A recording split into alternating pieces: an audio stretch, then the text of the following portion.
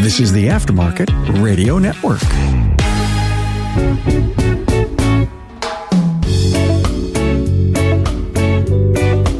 Hi, everyone, and welcome to another episode of the Auto Repair Marketing Podcast with your host, Brian and Kim Walker.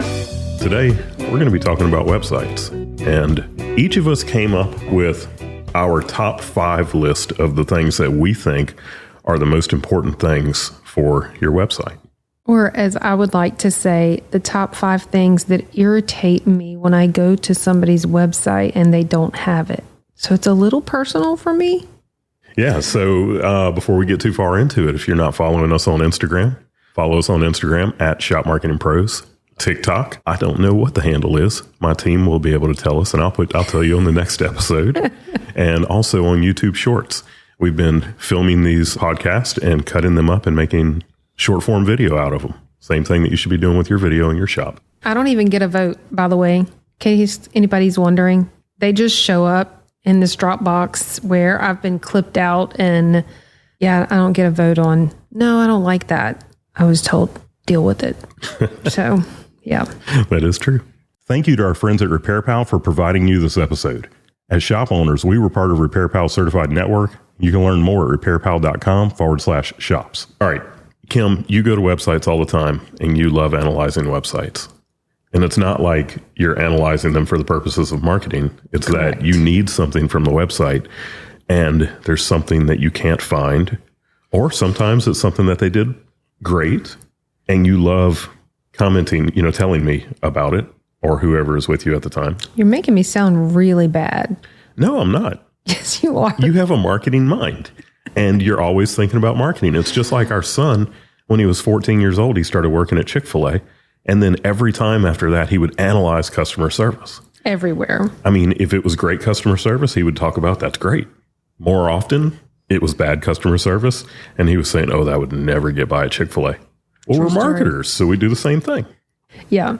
So usually it's me going because I'm a customer, right? So I'm trying to find what I'm looking for, whether it's a business that I already know or whether it's a business that I've never experienced or never used before. So sometimes I'm going to the website, as an existing customer, sometimes as a new customer. So what we're going to do is I'm going to share my top 5 things based on the perspective of a customer, whereas Brian is going to give it to you from the marketer's perspective. So, all right, so you start off. The way that we'll do this is you give your number 5, I'll give my number 5, and then we'll just kind of alternate. Okay, so number 5, so these are in order. These are my top 5, but number 5 is like the least important of the 5, even though it's important. It's very important. So for me, and you know that Brian and I love to, and our team, we teach, preach, and practice know, like, trust, right? We want to help people get to know, like, and trust you. So as a customer, when I'm going to a website, I am looking to get to know this business better, whether it's from the perspective of getting to know them, whether it's going to help me like them more, or whether it's going to help me gain trust. So I'm looking for things like your story, your about information, more information about your team members, that sort of thing. That's my number 5. The About Us page. The About Us. It's funny because yesterday our team had a kickoff with a new client. And during that kickoff, they asked the client, what is your story? And they were so blown away by this person's story that, so we record that call so that we can share it, with, if we have a future team member that's going to work on that project or something, they can always go back and rewatch that kickoff call. Well, they shared it with us and said, you have to watch this section. And it was where they told their story about how their shop came to be. And I watched it, you watched it. We were both like, wow, that is a great story. So this stuff matters. The About Us, it's not always about, we have ASE certifications and we're a member of whatever jobber program and we've got 42 years of, experience. It is like, what's your story? What got you into auto repair in the first place? That, I wish that they could certainly do this, but it was a Zoom recording. So our team members were on that recording as well. But it was so good that we literally could have just clipped it out as a video and put that on their About Us page. So when we say about us, I'm looking for, your story. Like, why are you doing what you're doing? And I get it, like big corporate companies are not going to have that, but you're an automotive repair shop owner. You can certainly have that on there. So I think the about us is really important. We dedicated an entire episode to our about us. True. It's episode 2 of this podcast, and you can go hear our story. So what's yours? Number 5. All right, number 5 From the marketers. For me is Google Analytics. I think that every website should have Google Analytics on it. Whether your website provider has their own analytics platform or not, your website should have Google Analytics on it, because there's so much that you can tell from it. You can tell, things like how much time people are spending on your website. You can tell, what page they entered from, what time of day, what type of device they're on, the flow through the website. There's so much that you can tell from your Google Analytics. And let's face it. Okay, so some website providers may not want you to hear this, but if they have their own special analytics platform and you decide later that you want to go with a different website company and you no longer have that same analytics platform, then you don't have historical data. Whereas when you have Google Analytics, that can move from one website to another. So when you change companies, if you ever do that, you have your old Google Analytics, you install the same tracking code on your new website. All of a sudden, you have historical data and can compare how's that new website performing compared to the old website. Can they have both? Yeah, you can have multiple analytics platforms on a website. There's no problem with that at all. There you go. So Google Analytics is my number 5. I'm surprised you didn't have that higher, but I digress. So my number 4 is photos or videos. That should be photo/video. That should be both, right? So photos, and it goes back to my number 5, which was about us. Well, you can't really have your about us if you don't have photos. So whether that's a photo gallery or whatever it might be. So I am looking for real pictures of your business, right? So again, I'm looking at it from a customer perspective. So I sometimes go to a restaurant's website or whatever it might be, wherever we're going, whatever I'm looking for real pictures of whether it's a product or service. So your shop, what's it look like on the outside? What's the inside look like? All of that, because when I walk in to your shop, it should feel like what I experienced online. So I don't want surprises. And I'm like, wait, is this the right place? I don't know if I'm in the right place. This isn't the same. So get rid of the stock photography.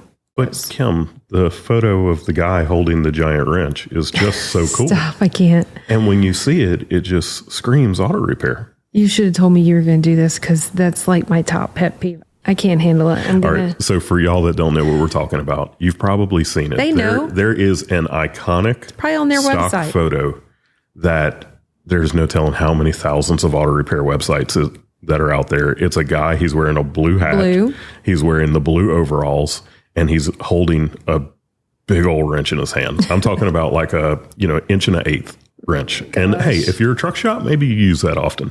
But if you're just a normal auto repair shop, you probably don't get that wrench out very often. Yeah, I could have a lot of fun with this right here, but I'm going to not do it. So photos, videos, your company story, your shop, even the shop area, the bathroom. I'm not joking. Like if it's just a simple, normal but like our bathroom at our shop, we thought about moms that were coming in there and things that they were going to need personally, but also baby diaper changing stations. It was only one bathroom. So these days you need to have that on, whether you have a men's bathroom or women's bathroom. Well, hey, the bathroom, guys are coming in with kids too. The bathroom says a lot about a place.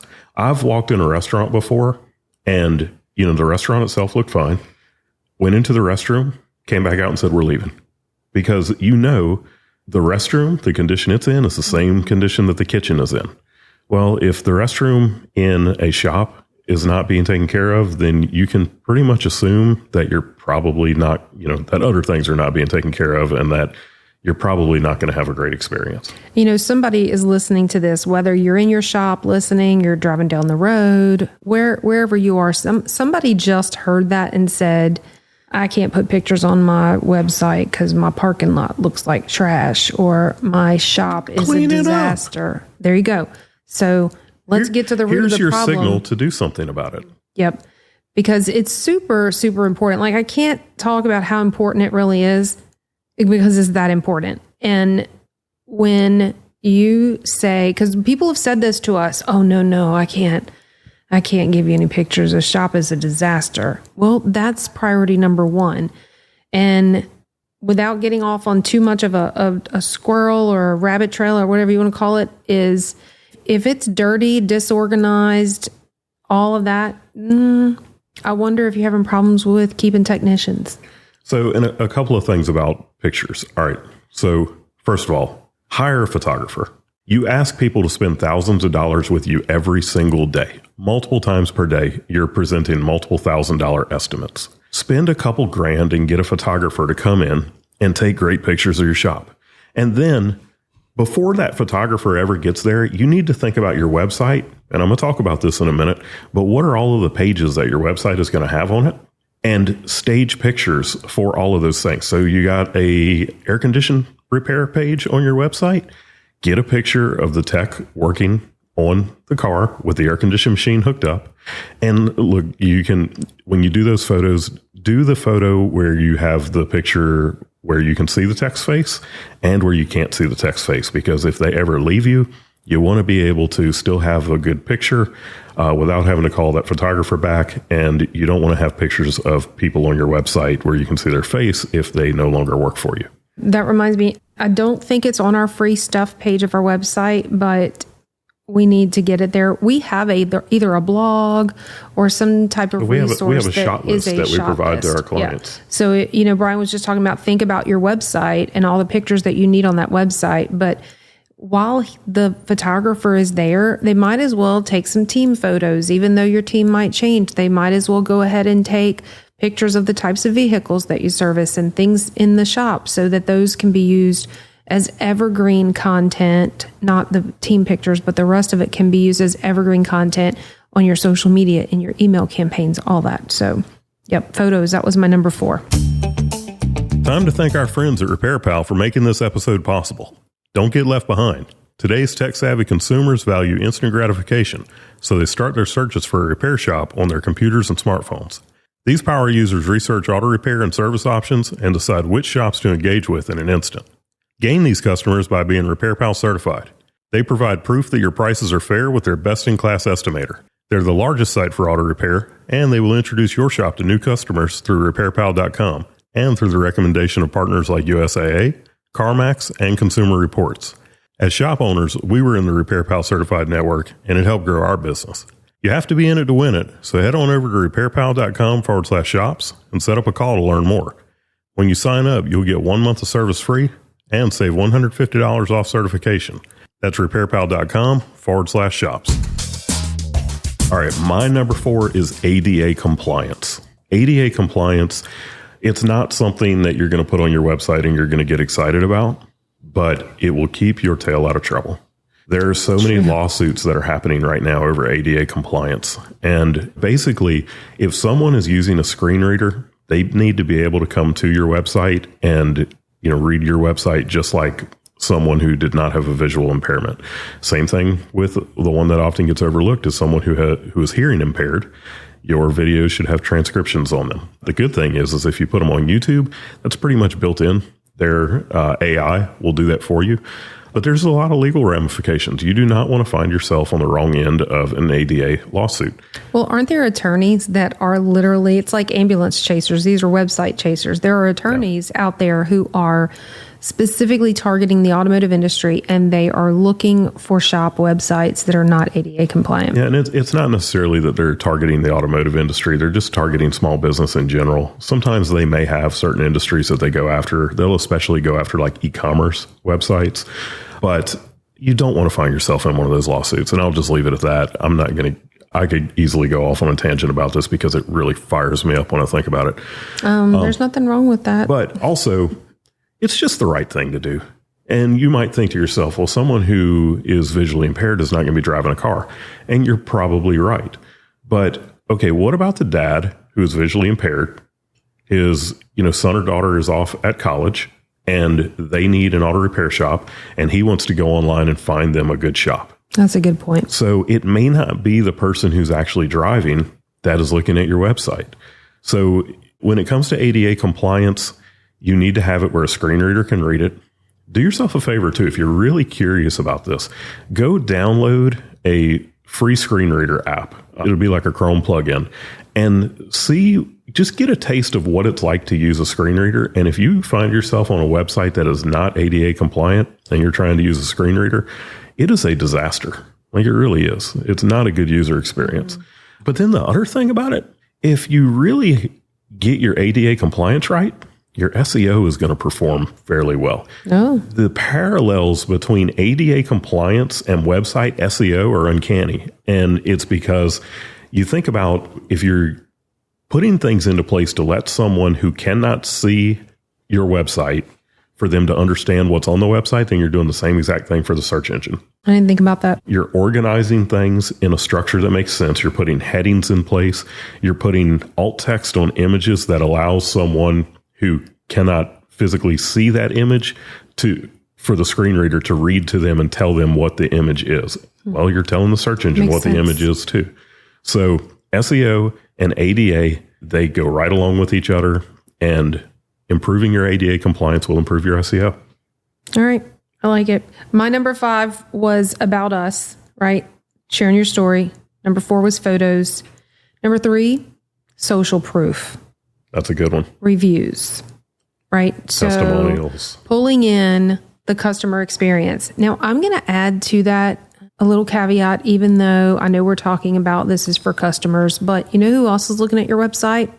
Future possible technicians and service advisors.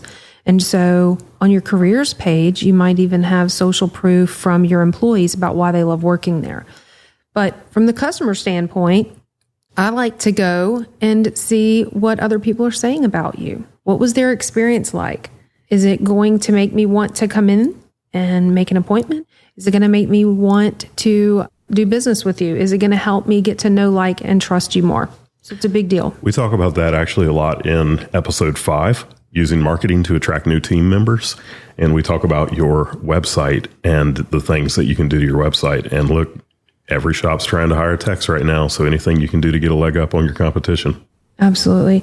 And I don't think it's as much about the number as it is what they're saying about you. So literally pulling in those reviews. I love seeing the I forget what we call it when we design a website, but kind of down the website a little bit, the scrolling, where it changes and it pulls in the different ones. It's appealing. A testimonial rotator. Yeah. Whatever you call it. I don't know. Yeah. I don't do website stuff. All right. So my number 3 is calls to action. You need to tell people what it is that you want them to do.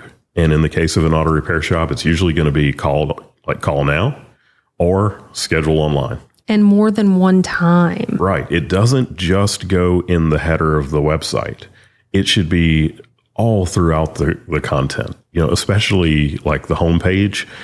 As you scroll down the homepage, you should give your phone number and that schedule online button. It should be, 5-6 times down through the content. Every section, should have a button in there for people to do whatever it is that you want them to do. So this just happened to me. If it wasn't yesterday, it was the day before. I was on a website and scrolling.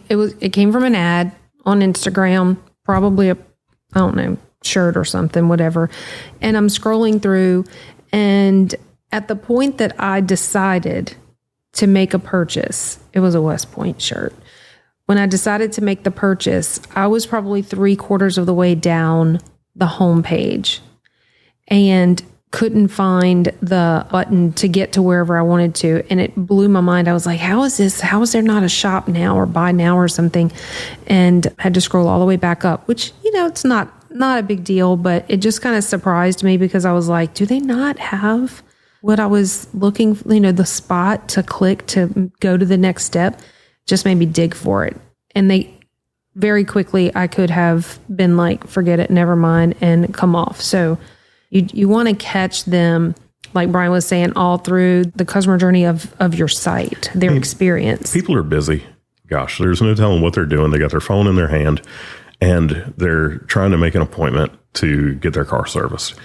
You don't want them to have to search for things. You want to tell them what is your preferred way. We have most auto repair shops, they want people to pick up the phone and call. But hey, what if it's after hours? Somebody's been at work all day. You close at 5:30. They're sitting at home 7 o'clock at night and they need to schedule their car for service. Well, how do they do that? And when you have buttons staring them in the face that say schedule online, then you're helping them because now they know I don't have to wait until tomorrow to pick up the phone and call and then forget. And you end up not getting that client. That's a good one. You ready for me? Yep. Okay. So number 2, are you solving their problem? And what I mean by that is when I come to your website very, very quickly, like I should be able to answer this question within 2 seconds. Can you solve my problem? And I want you to think deeper about, oh, well, my car's broken down or I need service. But even thinking deeper about what's the real problem? The real problem after it's the surface level, my car's broken down, it's really that I can't get to work. I can't get my kids to school. I don't have reliable transportation.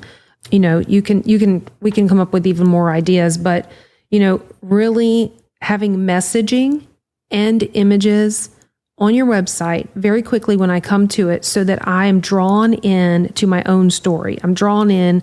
This is a whole bunch of story brand stuff. We talk about it all the time, but I'm drawn in and I say, oh, they can help me. This is who I'm looking for. This is what I need. Well, and also depending on what it is that they need and what kind of car they drive, you should tell them what types of vehicles do you work on. If you're a generalist shop, will you do that European car if they bring it to you? If you're a Euro shop, you want to make it clear these are the brands we work on so that they don't come in there with a Chevy truck because you're probably not going to fix that.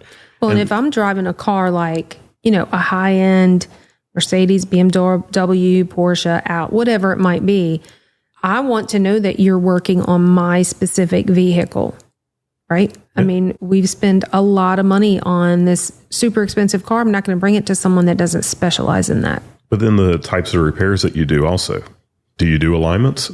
Because, if you don't do alignments, then you don't want somebody like coming to you when they need an alignment or tires. It wastes your service advisor's time and you don't want that, but if somebody is searching and you don't have it on your website and they're like, oh, they probably don't do it. Well, you want to put that stuff on there and it's the things that not every shop does. Yes. Pretty much every shop is going to, fix a check engine light or do an oil change or something like that. So I'm not saying that you don't put those things on your website, but it's not as important to put those on there because it's just assumed that you do them. But the things like alignments, transmission fluid flushes, headlight restorations, those are the types of things that not every shop is going to do. And if you do it, put it on the website so that when someone is searching for it, they can find it. Or when somebody comes to your website and they want to know, do you do this? It's right there. All right. What's yours? So Kim talked about real photos. I'm going to say optimized photos. So especially if you are managing your own website, and sometimes even if you have a professional do it, a photo will make it onto your website that has not been optimized. So when I talk about optimizing a photo, I'm talking about sizing it correctly because, gosh, today's cell phones take huge pictures. I mean, it is nothing to get a 10 megabyte picture off of a cell phone. So is that why I go to a website and it takes a long time for something to load because it's too big? If the website is slow, the most common problem with that is going to be images that are too large. So you can resize that photo and then you can actually optimize the density of the photo, which I'm not going to get too technical on that. But basically, photo right off your phone is going to be about 300 dots per inch. For the web, you need 72 dots per inch. You're talking like when you change a photo from 300 DPI to 72 DPI, it is incredible how much smaller the file size gets. But then the other optimizations that you can do to it are what you name it. So when you're naming your photo right off the camera, it might be something like, 12345.jpg, whereas you could name it Cummins-headgasket-replacement.jpg. And now you're telling the search engine what it's a photo of, and it helps with your search engine optimization. But it takes so long to do that. It's worth it. All right. What's your number one? Number one. So let me back up first. Just kind of recap. 5 was about us, your story. 4, photos. 3, reviews or social proof. Two, do you solve their problem? And my biggest pet peeve, the thing that I think you need to have from a customer standpoint, the most important thing is a quick way for them to contact you, whether it's scheduling an appointment, making a phone call. Brian talked about this when he was talking about calls to action, which is kind of the same thing, what you want them to do. But I'm thinking of it very often. I'll go to a website and I'm looking for the phone number, or I'm looking for... You just got to go to the contact page, right? Right. Well, yeah. Never make somebody go to your contact page. Put that information that Kim is talking about on every single page of your website. I mean, there's a time and a place for using a link to get people there, but what he meant by never make them go there is I want to come to your site and quickly and easily do what I need to do, which is probably schedule an appointment or pick up the phone and call you. So I want to see it top of your website, all throughout, quick, easy way to get in touch with you. So yeah, that's my number one. I think that's what people are really looking for most of the time. All right, so I will recap mine. Number 5 was Google Analytics. Number 4, ADA compliance. Number 3, calls to action. Number 2, real is Kim's optimized photos. And number 1 is I'm going to cheat a little bit here. I'm going to work 2 into 1. Mm-hmm. Unique content and a blog. And they kind of go hand in hand. So, but I have a permit, so I do what I want.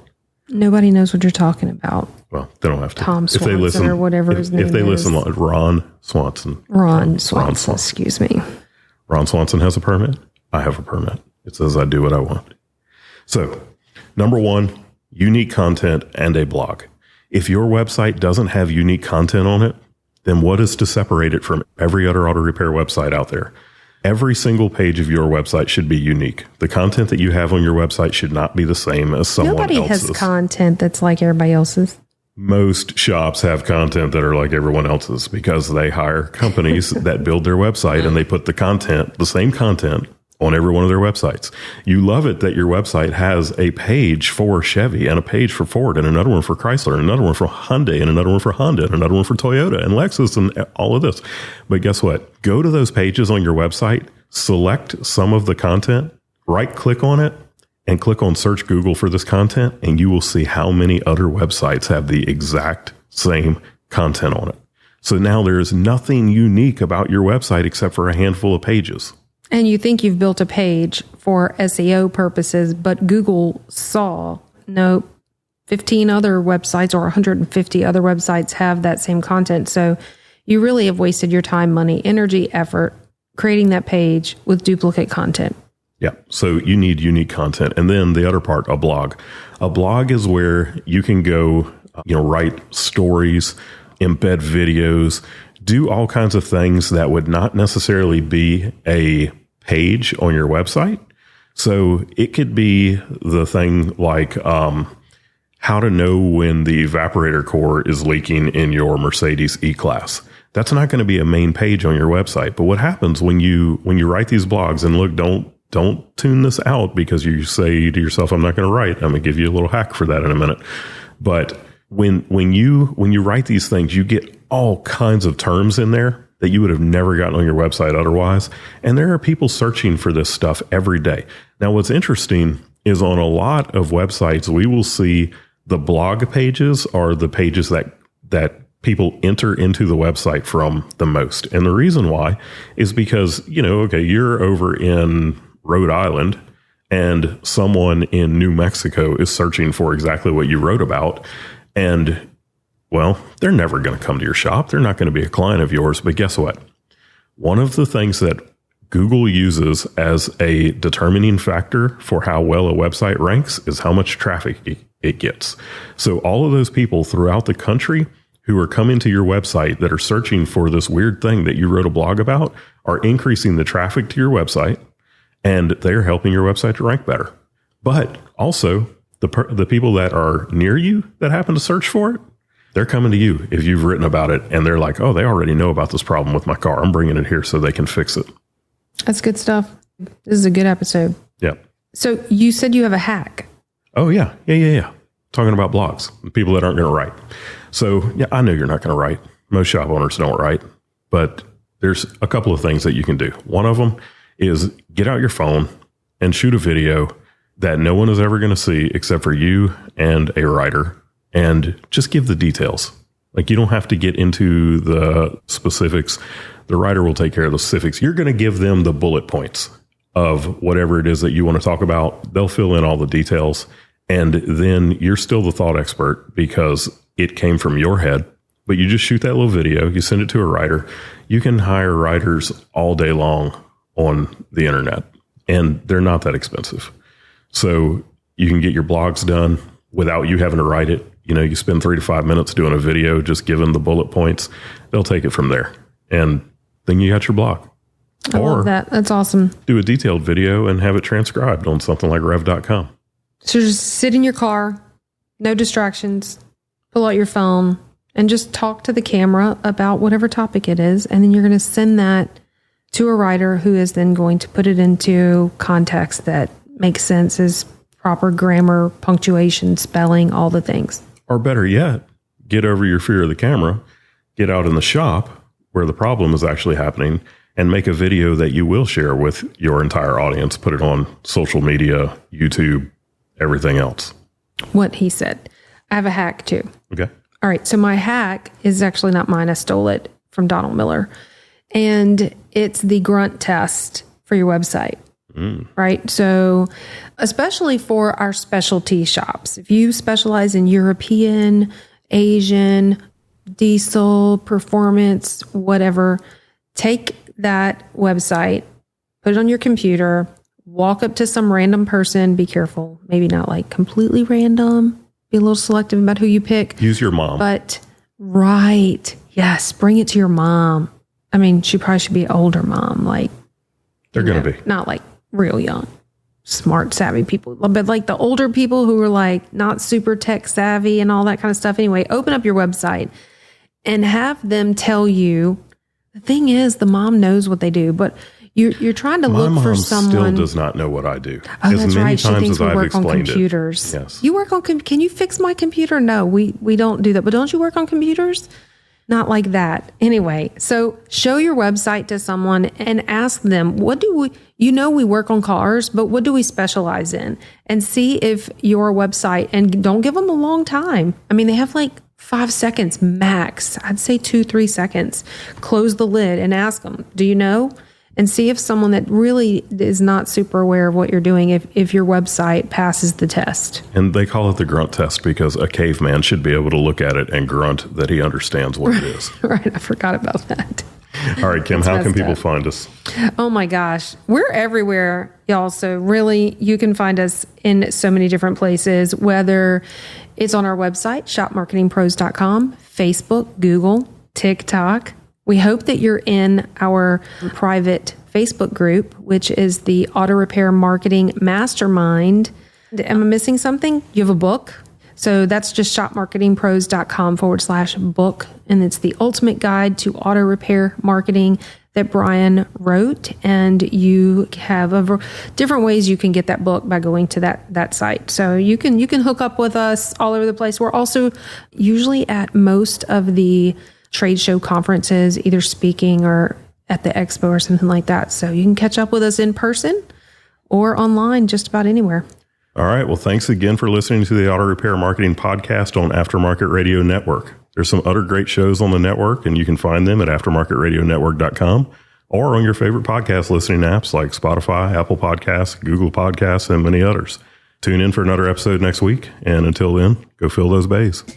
You've been listening to the Auto Repair Marketing Podcast with Kim and Brian Walker. Follow the podcast on your favorite listening app. Find their emails in the show notes and visit them at shopmarketingpros.com. Let Kim and Brian know what you want discussed because they're all about advancing the aftermarket.